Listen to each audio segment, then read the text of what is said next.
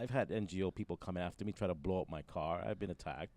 Did they actually blow your car up? How did that happen? Like, what happened? They poured gasoline on my vehicle when I wasn't looking at 2:00 in the morning at the ARC, and they were gonna light the match until I spotted the guy, and he ran into his truck and took off.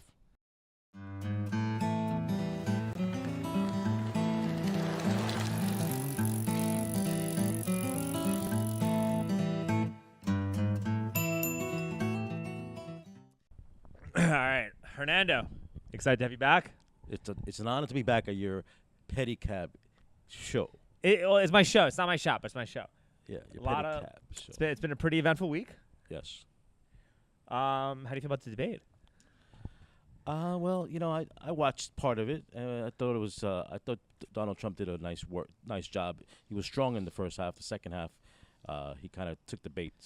But I don't think anybody won that debate. Well, I'll tell you who won. It was the big mega banks printing up all our money. Oh, the advertisers, Yeah. commercial advertisers, Yeah. Pfizer, brought to you by Pfizer. Of Pfizer course. definitely won after he talked about masks and gowns and ventilators and vaccines right off the bat without talking really. about accountability for this virus. Yeah, But that's yes, true. Pfizer won. Dr. Fauci won the debate. I could agree to that. Yes. Also, Bitcoin is the clear winner of the debate because no matter who wins this election, we are going to print an ungodly amount of money up, and we are going to be in a debt jubilee within the next 10 years. Mm-hmm. And we're in a period of fiscal dominance, and the more money we have to print to pay our existing debts, Yep. well, it's not rocket science. The No. magic internet money with the fixed supply that is harder to produce every 4 years is going to do very well. Mm-hmm. I agree. I have allocated some Bitcoin. You're recently orange pilled, right? This year I was orange pilled, February. Yeah. You took the orange pill. I did. I swallowed it whole. I think it's an exciting time to be alive because that is the currency of the future. It is digital gold, and so yes. What made you embrace this? My good friend Ryan Mata. Okay. I met him last year, and he does media. He does a lot of documentary. He's doing this documentary Free Texas now. News, that guy, right? No, Or something like that guy. someone Free? else. No, Yeah. not the guy that we met. Okay. he's the one that Ryan Mata is producing the show that's coming out tomorrow. What is treason? This is treason.com. Okay. So he's a good friend of mine, and he got me turned on to it. I mean, I knew about Bitcoin, but I never pulled the trigger. Really, what got me into saying, okay, now is the time, was the fact that the SEC had to, FEC had to allow the ETFs. the ETFs, and so that was like, okay, well, if they're doing the ETFs, then Wall Street's giving them the thumbs up, pretty much. Yes, this is true, but there is also such a thing in markets and investing called buying the rumor and selling the news. And in some cases, when the good news hits, it's already priced in, and then people profit take because the price is at it's an optimal price to profit take. Yeah, I get that. That's human nature, I guess. This is human nature. But it's Bitcoin is limited in terms of supply. It's 21 million Bitcoins divided by infinity, and I love that. I agree. I think that I wish that more people like us were to get into Bitcoin. You see a lot of people on right-wing Twitter. Well, most of Twitter is pretty much right-wing Twitter now. But you see most of the people on X who complain about their freedoms and complain about what's happening in France and Europe and Brazil banning X and the CEO of Telegram getting arrested and all of these things. And then instead of embracing sound permissionless money that is the most secure form of currency ever created in history, they walk around shilling meme coins. And it gets on my fucking nerves. Oh, I call them shitcoins. They are shitcoins. There you go. I listen to Michael Saylor. Absolutely. And then they also try to silence the show, Bitcoin, Simply Bitcoin, but they got him back on YouTube. They silenced? Really? I did not know that. For a week, they silenced Simply Bitcoin. In 2020, Anthony Pompliano had a show called The Best Business Show, and YouTube silenced The Best Business Show for like a day. And then they got it back because everyone was just like threw a shit fit over it. But it's absurd that this is what censorship – this is obviously what censorship ultimately leads to. Yeah. It's not so much about like, it starts with saying, we want to censor things that are threatening to democracy and threatening to marginalized people. And then it goes from like to threatening the establishment stranglehold on media. And then it goes to silencing any way that you can improve yourself because then you're less dependent upon the government. And the less dependent you are, the more likely you are to opt out and find solutions otherwise. And then it's about just creating as much of a stranglehold as possible when it comes to things like censorship. So that's what's obviously happening. People on X are very much aware of this, but almost none of these people actually own any physical Bitcoin. Very few of them self-custody, and an even smaller amount of these people have a NOSTR account or post on something called Stacker News, which is how do you feel about the hat I'm wearing? What does it say? Stacker News. I'm not familiar with that. You ever heard of Reddit, Hernando? Reddit, sure. It's like so Stacker News is like a Bitcoiner's version of Reddit. Okay. Where you actually earn sats depending on how people like your posts. That's pretty cool. Yeah. And you can connect it to your NOSTR account. And I have a NOSTR account. I haven't used it, but I have one. You need to. Oh, well, I'm glad that you have a NOSTR account. We should follow each other. Okay. After this is over Follow me. Share your NPub. I will. Cowboy Bitcoin. Yes. And then when it comes to Stacker News, you have to actually pay like a small number of sats to post. So you can't engagement farm and click and post clickbaity shit because there's an actual opportunity cost to sharing things. So what you actually get is the truth, and you reward good content versus rewarding spam. That's awesome. I love it. So get a Stacker News account. Yes. I'm going to share that on my X. Maybe they'll sponsor my Pedicab. Who knows? That's a great idea. Give me some Bitcoin while it's still relatively cheap. Yeah, it is. I think it's a great time to purchase, and the fact that the majority of Americans don't know about it, it kind of benefits us in that we can still buy more Bitcoin without so much demand still. So buy as much as you can, but I think the main step is to work on getting paid in it. Yeah, I have this app called Strike as well. So every time I use Strike. Every time I get paid on my salary, 30% of it goes right into Bitcoin, automatic. Yeah, automatically. That was so easy to set up too with that's that. Good. My Cash App payments, I do the same thing. Jack Mahler's, yeah. Jack Mahler's amazing. Yeah, young kid too. So let's go back to the debate. Okay. So you think that Trump did good? I think he survived it. I don't think it changed the in terms of the meter, in terms of who's going to vote for her, Kamala or Donald Trump. I mean, we live in a tribal world community right now with both sides taking sides already. So I don't think it changed the meter. I think that if this debate were to have been held 10 years ago, Donald Trump would have been eviscerated. I think the thing that's saving Donald Trump is the fact that we have something like X, where a lot of the statements can kind of be cross-referenced in real time. Right. And people get to openly communicate their thoughts in the debate and their thoughts on the real issues. And so you're not fully reliant on the legacy media to tell us what is true and what is false. My view is that legacy media is now equivalent to the Catholic Church in the 1500s in terms of their stranglehold on information. So I think that the saving grace for Donald Trump is actually the fact that we have X and we have social media and there are multiple ways to communicate. And like I said, because of everything that's happened these past 4 years, it's done very little to actually change anybody's mind in terms of how this election is going to operate. In terms of who how this election is going to wind up unfolding. Everybody already kind of has their pre-existing viewpoints. Yes.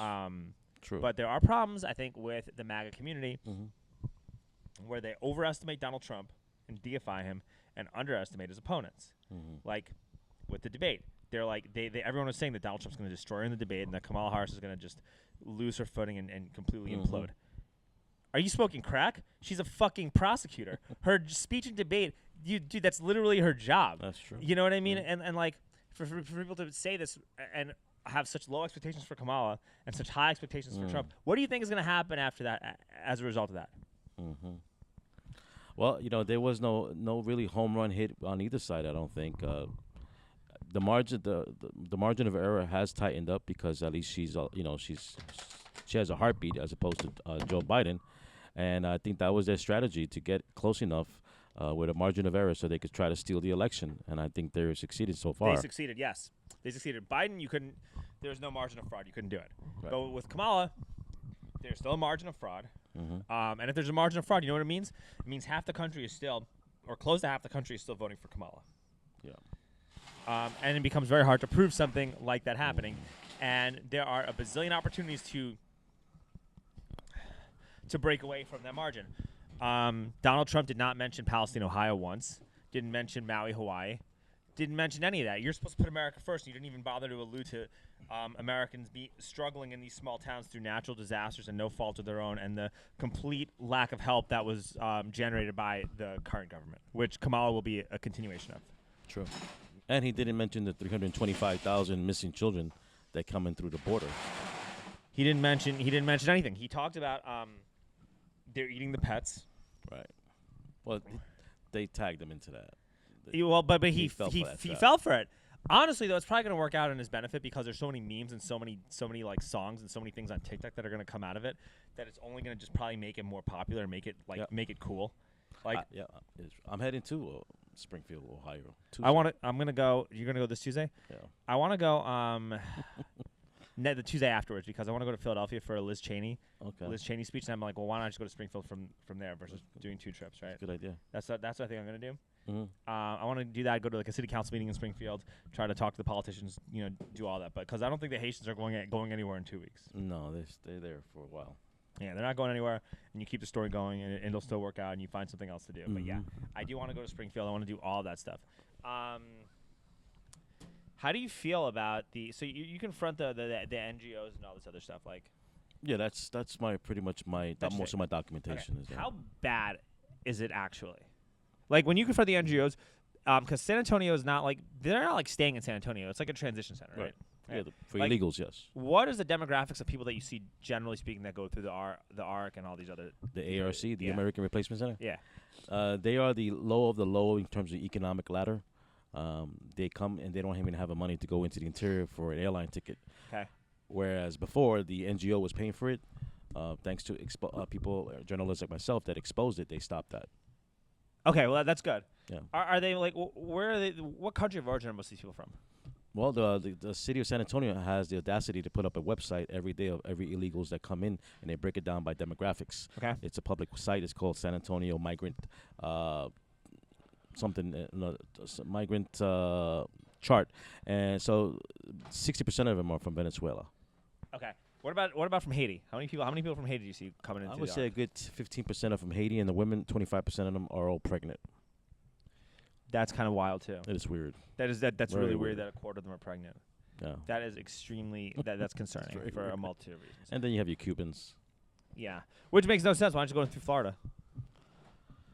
Because I think Florida, you can't come directly into Florida because you need a visa. Whereas if Cubans go from Cuba to Nicaragua without a visa. No visa is not necessary. Oh, okay. And so then they go from Nicaragua. You want to hear the wild part of that one? Yeah, I want to hear it. Yeah. The Cuba is a police state, right? Well, yes. Communist. Yeah. And so if the government knows that these Cubans are fleeing because they're under the temporary protective status of the United States program, so that the government of Cuba, when they see them leaving, they say, you could leave, but you need to buy a round-trip ticket, knowing that they're not coming back. So these illegal aliens have to buy a round-trip ticket, and then they don't come back. It's basically a one-way, and the government keeps the other money, the other airfare. They pocket it. That's how corrupt they are. That's ridiculous, but at least it's better than them killing your family and doing shit like that, right? Yeah, I guess so. Well, they probably do that too. I'm not sure what they do in Cuba. I don't visit it as a tourist because I don't want to support the government. Most of the money that goes to tourism goes into the pockets of these communist dictators. Which is absolutely I don't support that. Fucking crazy. Yeah. Absolutely crazy. Yeah. So when you confront these NGOs, what is a crazy story that you've had to deal with? So, for people that follow my stuff, they'll know that I've actually gone to their headquarters of multiple NGOs in San Antonio because they're based out of San Antonio, a lot of them. I've gone to the Catholic Charities of San Antonio and confronted the president, the CEO, Antonio Fernandez, in the parking lot saying, where did all the tens of millions of dollars go that you've been granted by the FEMA, the Shelter and Services Program? And he looked at me like nervous as fuck and ran into the building. I did the same thing for the founding Endeavors and other. They've received over $3 billion in the last 3 or 4 years. I couldn't find the CEO because he was too scared to come out of his office. He was hiding. But I've gone to these headquarters, Alex, to ask the hard questions the American people demand answers to. Yeah. Well, okay. And do these people live in San Antonio? Where do they live? The employees they all live in San Antonio. No, the CEOs and all that other stuff. They live in San Antonio. Is there a way to find? Is there a home address public information? If you want to look, you can find it. I mean, I don't. That wouldn't be my approach to go to their home. I'd rather I just have go an to their idea. I office. have an idea for a video, actually. Okay, You've given me an idea that I would like to share with you after the cameras are done rolling. sounds good. Absolutely, but we need more accountability, more transparency with these NGOs. They every year, the Department of Homeland Security feeds them about $7 to $10 billion a year. The last 3 or 4 years, that's a lot of money. That's a lot of cheddar going to these NGOs. And what is the money being used for? Everything: transportation, feeding, doctor visits. They even have psychologists in these centers, schools, laundry. I mean, everything. It's like a hotel. Wow. So, And I understand like the fact that you want to help people who came here come here safely and get health care and have their basic needs met. I don't think there's a problem with that. But when the budget for that is being bloated, it almost incentivizes, it almost creates a whole economy based on trying to get as many illegal aliens into America as possible. it is. It's become a business. We call it the border business. And it starts all the way in South America. I mean, you look at the United Nations, UNICEF, Red Cross, Doctors Without Borders, Lutheran, Baptist, Catholic, Jewish organizations. They're all in on it. It's a big business now. And unfortunately, unfortunately for them, it will end once Trump gets back in the White House, God willing. Let's hope, right? Yeah. I think after listening to this debate, I'm really unsure as to how effective he's going to be in terms of implementing any of these policies. I think that he did get a little bit rattled during the debate. I think that when you get rattled during something like this and you're complaining about the moderators, even though the complaint is justified, but you're supposed to be the leader of the free world, and you should be adaptable and adjust to how you're being spoken to. And you could have prepared a lot better for how to answer these questions. There were a lot of missed opportunities. You have people like RFK Jr. and Tulsi that are now on your side wanting to help you. It didn't seem like you really took any of their advice or prepared prepared accordingly. That is concerning because what if you show that same lack of preparation when dealing with other world leaders to negotiate a peace deal, or to even craft legislation in a way that this is sustaining so that we actually do have a secure borders, and we actually look, man, because 15 million undocumented migrants coming into America, that's not immigration. That is invasion. Like, immigration without assimilation is an invasion. And when that many people come in here, you're not there's no way that you can vet these people properly. Even if most of them, even if 90% of those people are coming in there for the right reasons, and they're coming in there to help because they love America, which I think is true, and they have like a good set of values. 10% of 15 million is a lot of criminals. If 10% of them are criminals and they're bad people and they're not like, and they're gang members and they're and they're eating pets, or they're like, cannibals, and they're rapists, and then let's say 10% of the population is like that, bro. You just brought in 150,000 criminals into America, right? That's from a gross numerical standpoint. Dude, that's not good. That's a huge glaring problem, and I think that the problem is everybody says, "Oh, look, all the people coming in here are criminals. They're bad. They're they use dehumanizing language." You don't need to do that. You just literally just do the basic math and say, when you bring up that many people in, just do percentages, do sheer percentages, bro. You're gonna get an influx of crime that comes in here. Just because you're bringing too many people in. Yeah. This is not being done responsibly. If somebody wants to get if somebody came here from India with a master's degree trying to become an engineer, they got to deal with the whole bureaucratic mess, or they want to get married or something like that. Bureaucratic mess that lasts for years. But then somebody from Venezuela could just walk right in, and there's a 10% chance he's a criminal, and no one's vetting him. Yeah. And then they're giving them trial dates 3 years down the line that they don't have to even show up for. No. It's absurd. And then they're talking about military service to give them citizenship. That keeps the wars going forever. True. Yes. When it comes to this invasion during the Biden-Harris regime, no one really talks about there are actually 5 different ways to come into our country illegally. It's not just coming in through the unfinished wall, Trump wall, or coming in through the Rio Grande River. That's one way. The second way, for your audience to know, is there's a program that's unconstitutional because it was never approved by Congress, called the CBP-1 app, which is a little app on your phone. There's over 600,000 illegal aliens that use that app to come in through a port of entry. There's 9 ports of entries on the southern border. That's the second way. That's still illegal, by the way. The third way is that through the through the plane program, the airline program. There's about 500,000 that come in directly from their country, from other sponsored countries where they've been living at, all over the world. And that program, they apply on the internet, and then they come in through the airlines straight into one of your cities in this country. And then the fourth way, of course, that you could come in was with expired visas, whether it be a work visa, student visa, or vacation visas. No one talks about that. Historically, the illegal aliens in this population, 42% of them came in through expired visas, like the guy in 9/11. One of the terrorists at 9/11 had expired visas. Yeah. And then the fifth way, just to recap here, is the unapprehended, the gotaways. Those are 5 different ways people are coming into our country, not just, coming through the river. Yeah, it's a problem. Yes, big problem. And the way I see, Donald Trump has a track record. As opposed to Kamala, she does not have a track record.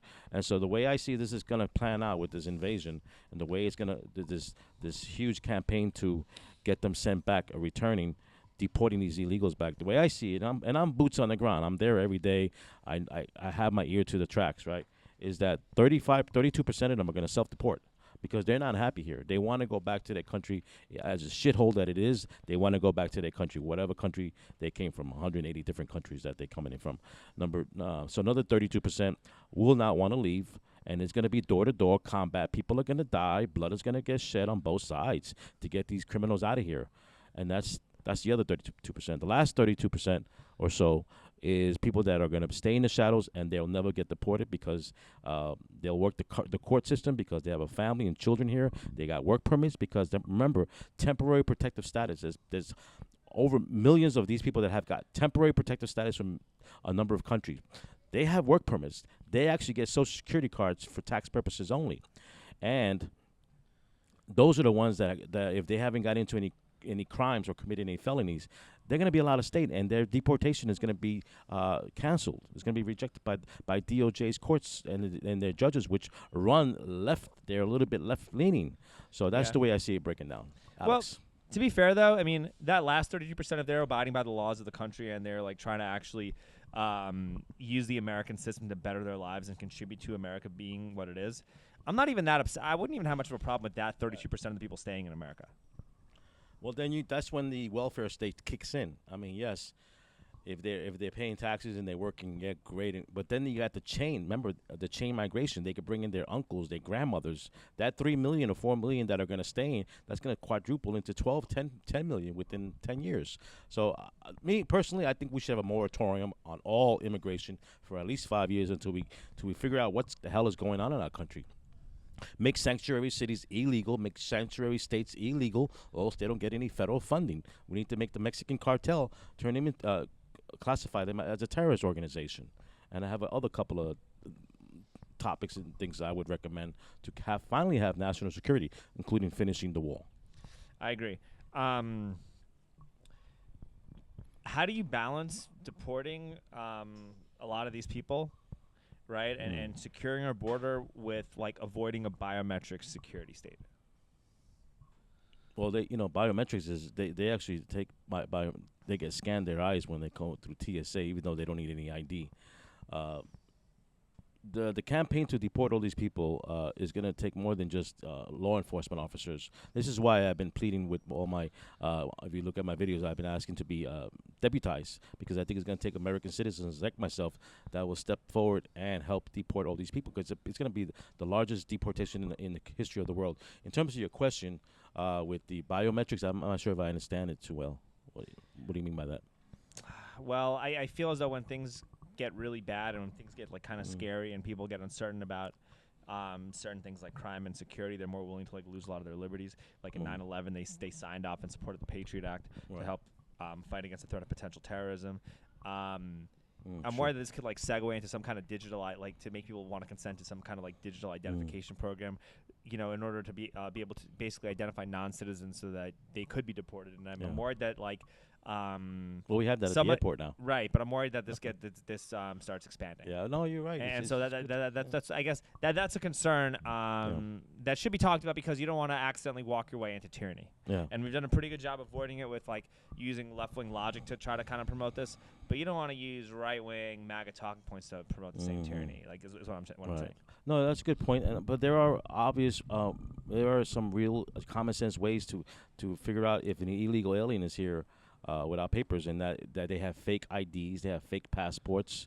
Those are easy to cross-reference with a social security number. So the systems are there where you can cross-reference, just like with the voting. And I've uncovered a lot of voting fraud too in Texas here lately as well. As a this million is people election got year. removed from the rolls actually. And then Anthony Rubin made a really good video in Georgia where like there was a whole bunch of undocumented migrants like in like near Atlanta that were registered to vote even though they weren't citizens and they barely spoke English. Oh yeah, and I'm seeing that at the ARC where we have these Obamacare healthcare agencies registering these illegal aliens for Obamacare, and when you do that, there's also a section where you can check off it to say if you want to register to vote with any welfare program, federal program. It does give you that option now. To register to vote. So we have to be very careful that these illegal aliens, but it's not that the illegal alien wants to vote. Believe me, I've interviewed them. The last thing they're thinking about is voting for Harris or Trump.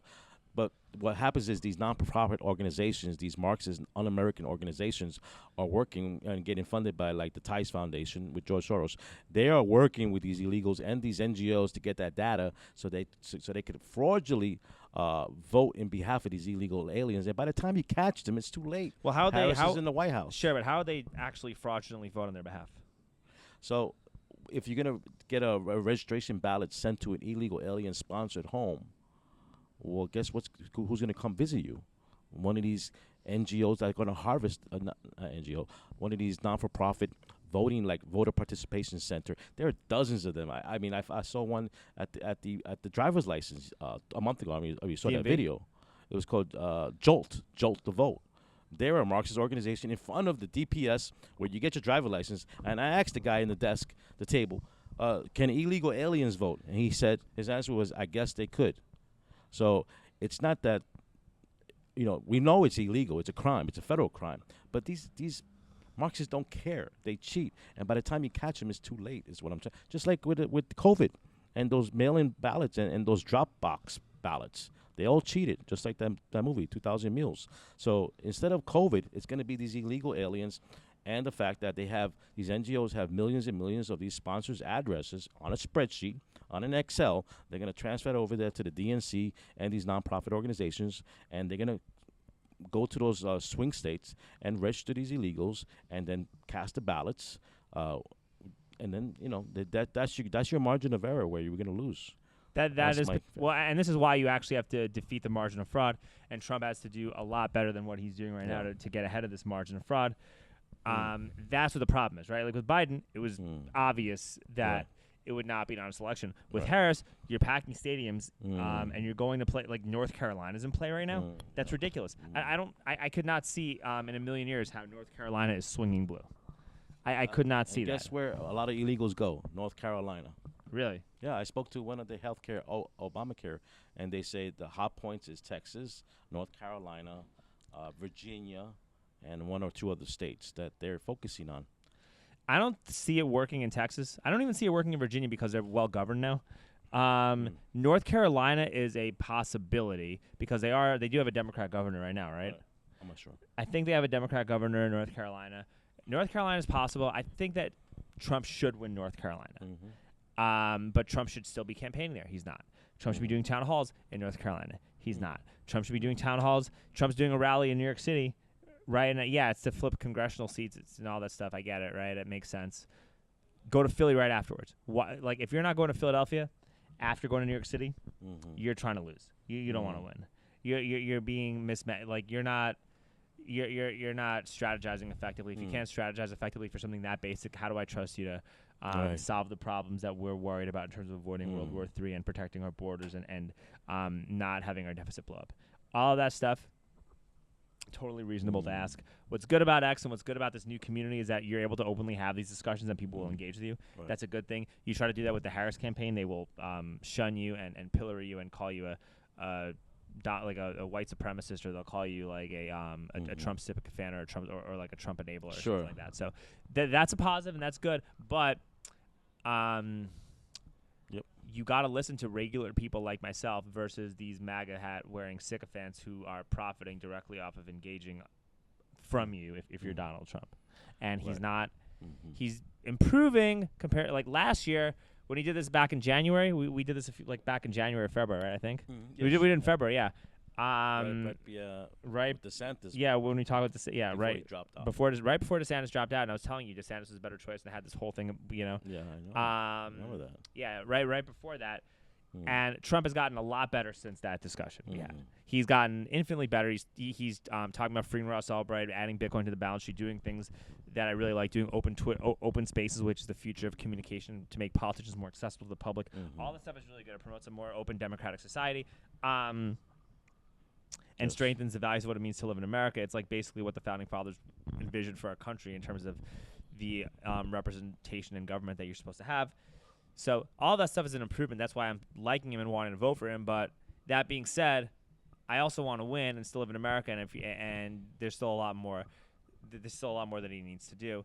And I'm just hoping against hope that he listens to people like me when I'm saying, dude, you have to go I'm sure he's listening to Palestine, Ohio. You got to be going to like Springfield. You got to go to Maui, Hawaii. You got to do town halls and you got to do actually open town halls in Philadelphia. Do it in Philadelphia. Go to Philadelphia. You know, and there's a difference between now and 2020. Difference is in 2020 you had riots, okay?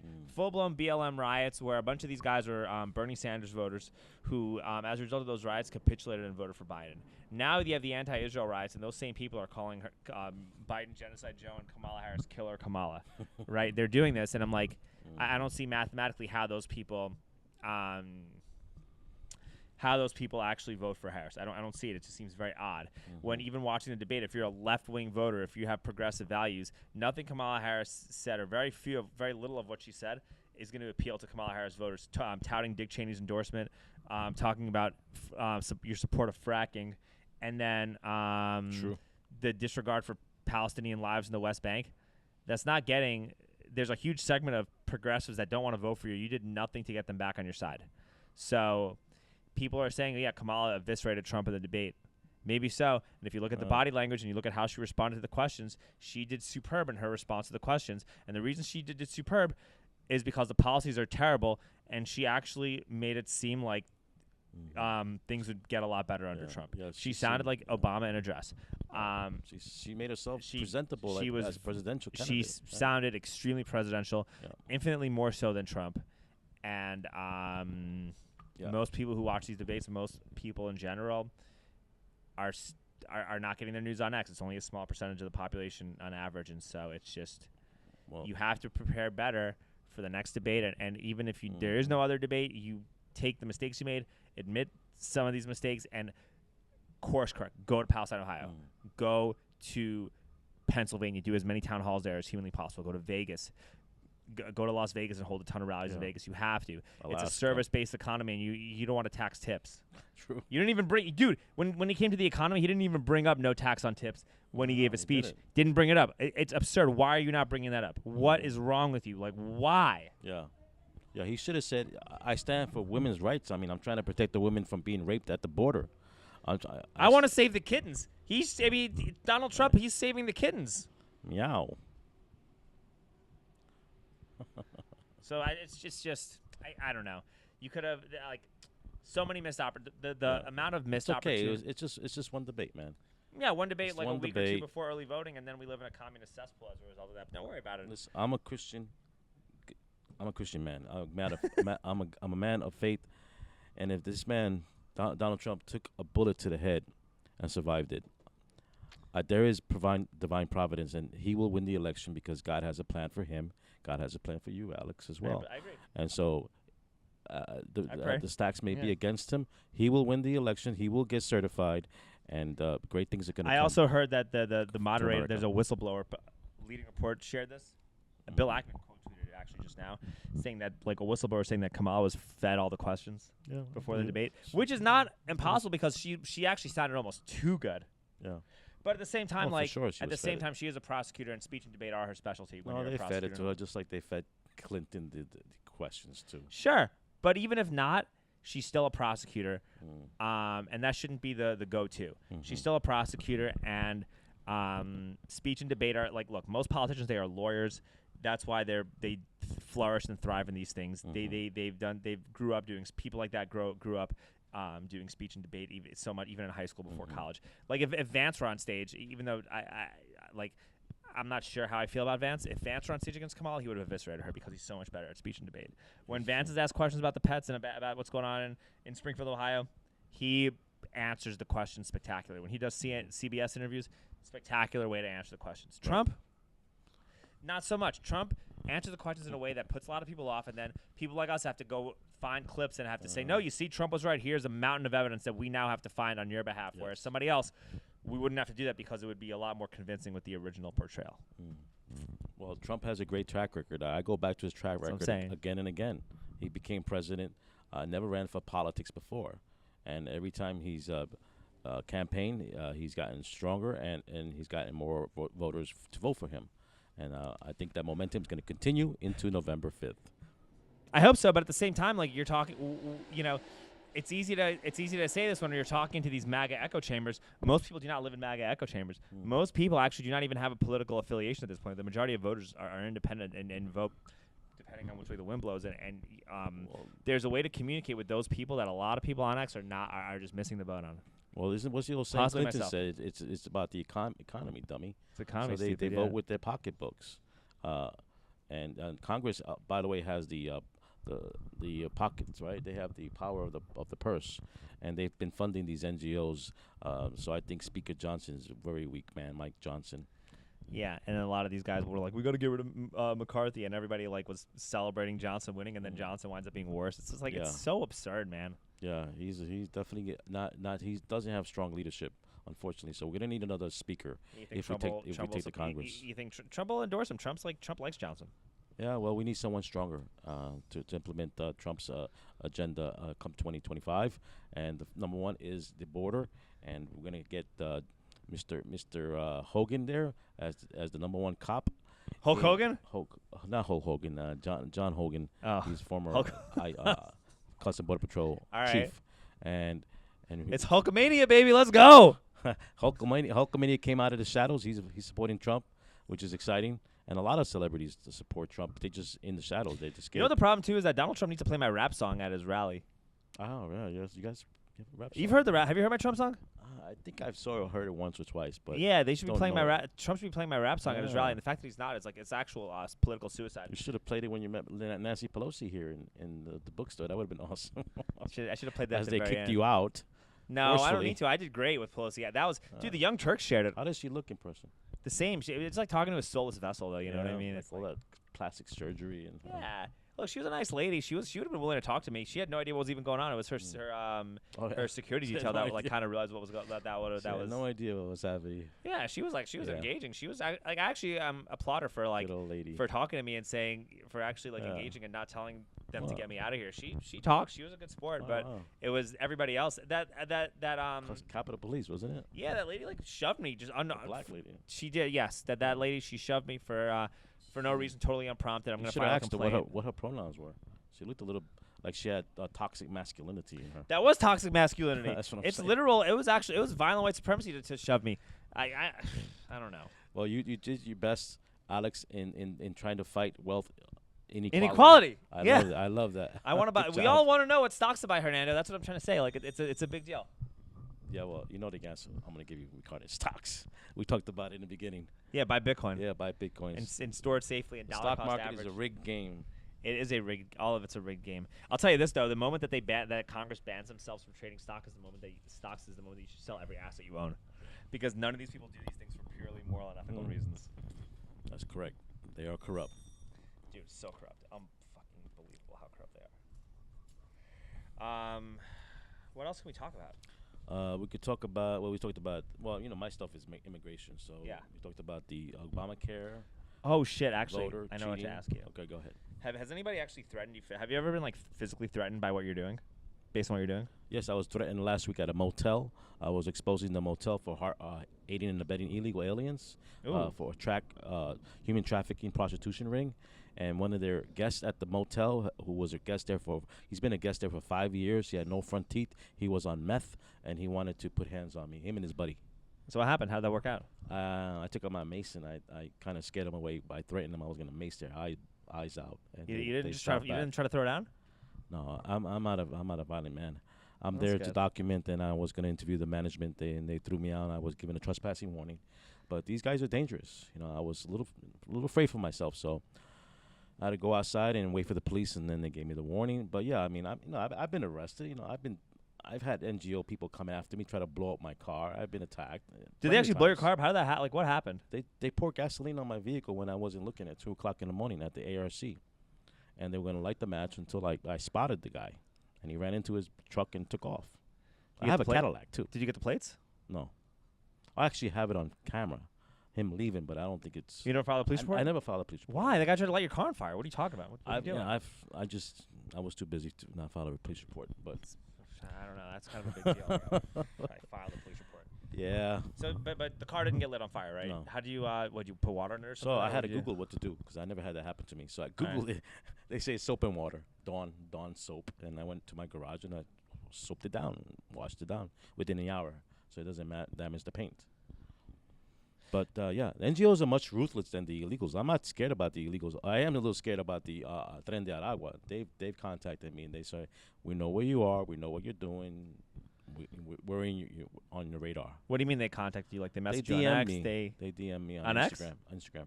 Really? Yeah. Any of these people ever showed up at your house or anything? Not as of yet. That's okay. I have an AR-15 at home, so you're welcome to come visit me. Well, good thing that we live in a place where that's legal, right? Imagine being in like a gun control state where you're not allowed to own these weapons. Oh, like it just sounds insane that people. I grew up like that my whole life in New York City. I couldn't own a gun in New York City. My weapon was a baseball bat for 50 years until I moved here. 40 years until I moved here. So that was the only way I could defend myself in New York City. Yeah. Outside Has anybody ever like recognized you in the street and tried to like fight you because of what you do? No, I get handshakes. I get thank yous. I've so far had all positive interactions too with people coming up to me. Yeah. And it just shows where the culture is and where we're at. Absolutely. Just like Alex Jones, who's not too far from here. He gets a lot of handshakes and a lot, but he also did get heckled and ridiculed for a very long time up until like a couple years ago. Oh, he did. He definitely has the. There was videos of 2019 of him getting ridiculed while I was trying to eat at some chicken spot like on Old Croft. Up on 290 and like I remember that right by Congress he blew a gasket that night. He lost his whole shit. That was great TV. Great TV. I love Alex and Owen Schroyer. What's up, guys? Man, you guys are awesome. I like them a lot too. I really want to get on the Alex Jones show. That'd be a dream come true. I'll set it up for you. Dude, yeah, that'd be great. I'd love that. Okay. If you could get Alex to come if you can get Alex to come on the Pedicab, dude, that would break the internet. I don't see why not. Your guys are neighbors. We're neighbors, and dude, I'm doing so much to help them. He's like, yeah. Dude, he's literally like, this is like the sports team of fighting the New World Order. He's like the coach, and we're like, we're helping him. We're out here. He's the king. He's the general. We're out here like we're just like soldiers almost. But they share your stuff. They share my stuff all the time. Yeah. But they just never reached out to you yet. I've been on Harrison. I've been on with Harrison. I've been with Owen. Never with Alex. Okay. Cool. I want to come on and talk to Alex. You should. I'll see if I can make that work. Let's fucking go. I deserve it.